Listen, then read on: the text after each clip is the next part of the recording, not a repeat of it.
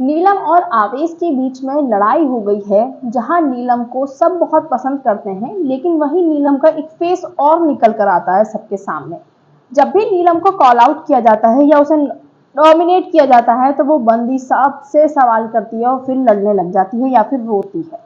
क्या हुआ कि बिग बॉस के घर में टास्क था ब्लैक क्रॉस लगाने वाला, कौन बिग बॉस के पोस्टर में मतलब डिजर्व नहीं करता है। तो जो आवेश है उन्होंने कहा कि नीलम नहीं करती है। वैसे तो मेरे हिसाब से दोनों ही नहीं करते हैं, क्योंकि दोनों ही कुछ नहीं कर रहे हैं, सिर्फ टास्क में दिखे दोनों ही बहुत अच्छे से, लेकिन टास्क के अलावा भी बहुत सारी चीजें होती हैं, बहुत स्टैंड लेने होते हैं, ठीक है। लेकिन अगर मैं फिर भी इन दोनों में बोलूं तो आवेश ने टास्क में बहुत अच्छी परफॉर्मेंस दी थी, अगर नीलम ने दी थी तो। और कहीं ना कहीं आवेश अपने दोस्तों के लिए आ भी जाता है सामने। तो इस पे जब उन्होंने क्रॉस लगा दिया आवेश ने नीलम के, तो नीलम लड़ने लग गई, क्योंकि नीलम ने बोला कोई भी तुम्हारी बातों से एग्री नहीं करता है। तो आवेश ने बोला जिसको तू अंडा चाय बनाकर देती है बस वही एग्री नहीं करते हैं, बाकी सब करते हैं। तो नीलम बस इसी चीज पे भड़क गई कि मैं कोई नॉमिनेशन से बचने के लिए अंडा चाय बनाकर नहीं देती हूँ किसी को भी, और जो मैंने अमाल के लिए मैं करती हूँ मैं जेन्युइनली करती हूँ। नीलम का एक पॉइंट मैं मानती हूँ कि नीलम किसी के लिए कुछ भी खाना पीना सब कुछ बनाती है।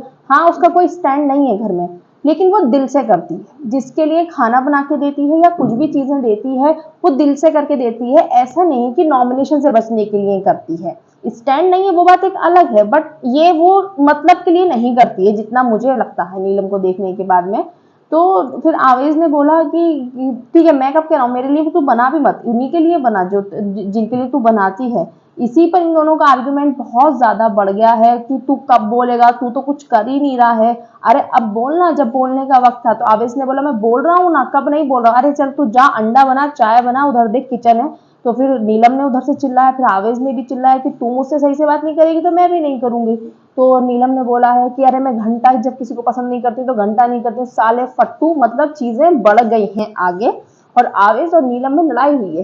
चलो एटलीस्ट खुले तो सही दोनों, बोले तो सही दोनों, क्योंकि मेरे हिसाब से तो दोनों ही डिजर्व नहीं कर रहे हैं उस थंबनेल में। आवेश दरबार का यार इतनी अच्छी फैन फॉलोइंग के साथ में आवेश आए थे, लेकिन आवेश का जो लोगों ने इमेजिन किया था ना कि आवेश बहुत ज्यादा स्ट्रॉन्ग प्लेयर बन के निकल कर आएंगे, बट वो नहीं आए निकल कर।